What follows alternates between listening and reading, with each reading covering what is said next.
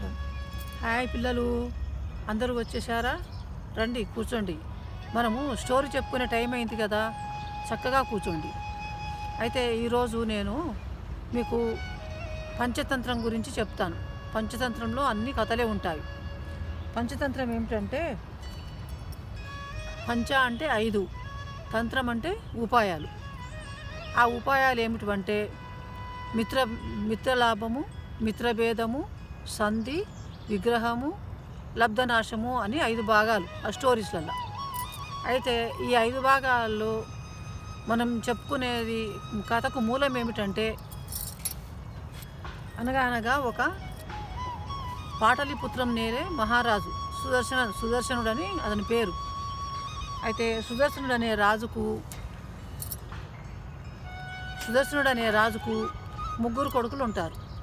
ఆ 3 కొడుకులు కూడా వాళ్ళు చదువు పని ఏదీ లేకుండా కొంచెం బుద్ధిహీనంగా తెలివిలేనితనంగా ఉంటారు. అయితే రాజపుత్రులు కనుక వారికి రాజు వాళ్ళకు ఒక గురువు కావాలి, మా పిల్లకు మంచి విద్యాబుద్ధులు, రాజనీతి, అది ఇంకా యుద్ధ విద్యలు అవన్నీ నేర్పడానికి ఒక మంచి గురువు కావాలని చెప్పి రాజ్యంలో అందరికి కబురు పెడతాడు. అతనికి ఒక విష్ణు శర్మ అనే పండితుడు వస్తాడు. నేను మీ పిల్లకు విద్యాబుద్ధులు చెప్తానని చెప్పి విష్ణు శర్మ అనే పండితుడు వస్తాడు.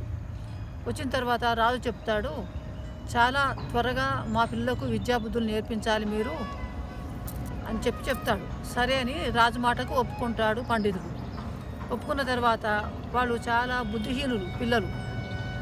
అయితే 3కి కూడా విద్యాబుద్ధులు అతి త్వరలో నేర్పించాలని రాజన్నందుకు ఒక ఉపాయంతో చెప్తే కానీ వీళ్ళు తొందరగా బాగుపడరని చెప్పి ఆ పండితుడు ఏమనుకుంటాడంటే, వీళ్ళకు పంచతంత్రం అనే కథ, నీతి కథలతోటి, దాంట్లో 5 కథలకు 5 రకాలైన ఉపాయాలతోటి ఉంటారు కనుక ఎట్లాంటి పరిస్థితి వచ్చినా ఆ ఉపాయాలతోటి ఈ రాజకుమారులు గెలుపు పొందేలాగా ఉంటాయని చెప్పి అన్ని మంచిలు నేర్చుకోవడానికి వీలుగా ఉంటుందని ఆ పండితుడు పంచతంత్రం కథలు చెప్పి ఆ రాజకుమారులను విద్యాబుద్ధులు,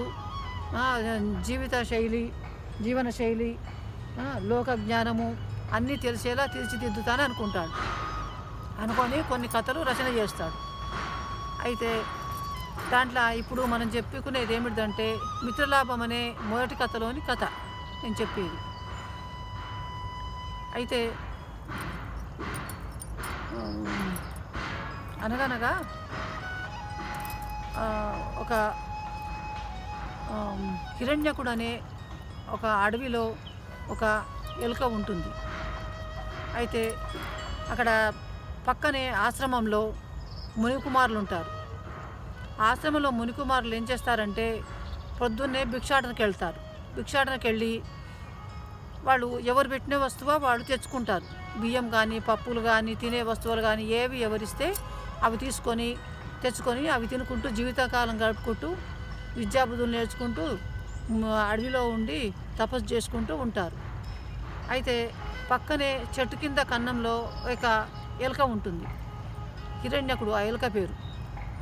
అయితే ఆ ఎలుక ఏం చేస్తుందంటే, ఈ మునికుమారు జోలెలు ఒక చెట్టుకు కట్టి పెట్టుకుంటారు. చెట్టు కట్టి పెట్టుకునేసరికి ఆ ఎలుక రోజు పోయి ఆయన భిక్ష పడుకొచ్చుకున్న ధాన్యాన్ని తింటూ ఉంటుంది. ఎలుక తింటుంటే ఒకనాడు ఆ జోలె చిరిగిపోయి గింజలు కింద పడి చూసేసరికి ఎలుక తిరుగుతున్నట్టుగా ఆయనకు అనిపిస్తుంది. ఆ మునికుమారులు అనిపించి వాళ్ళు ఏం చేస్తారంటే, ఇక్కడ ఎలుక వచ్చింది, మనం తినే ధాన్యాన్ని ఇది మొత్తం తినేస్తుంది కదా, దాన్ని ఎలాగైనా సరే పట్టి చంపేయాలనుకొని ఆ మునికుమారులు ఆ ఎలుకను దొరికించుకొని ఎక్కడెక్కడ కన్నాలు ఉన్నాయో ఆ కన్నాలన్నీ తవ్వి దొరికే ఎలుకను దొరికినట్టుగా అన్నిటినీ చంపేస్తారు. చంపేసిన తర్వాత దాంట్లో తెలివిగా హిరణ్యకుడు అనే ఎలుక ఒకటి దూరంగా వాళ్ళకు దొరకకుండా పారిపోయి ఇక తనకు ఇక్కడ స్థావరం లేదు, ఇక్కడ వస్తే ఆ మునికుమారులు చంపేస్తారు, ఎక్కడైనా పోయి బతకాలి అనుకుంటుంది అది. అయితే ఊర్లో ఇండ్లల్లో అయితే ఎక్కడ పోయినా సరే చంపేస్తారు. అయితే అడవికి పోయి బతికితే మాత్రము పురుగు పూచి ఏవో ఒకటి దొరుకుతాయి, ధాన్యము పండ్లు ఏవో దొరుకుతాయి, ఇని బతకొచ్చులే అని చెప్పి అడవికి వెళ్ళిపోయి అడవిలో బతుకుతుంది. అయితే ఈ కథకు నీతి ఏమిటిదంటే, అవమానమైన చోట, విలువ లేని చోట ఉండకూడదు అనేది దీని నీతి.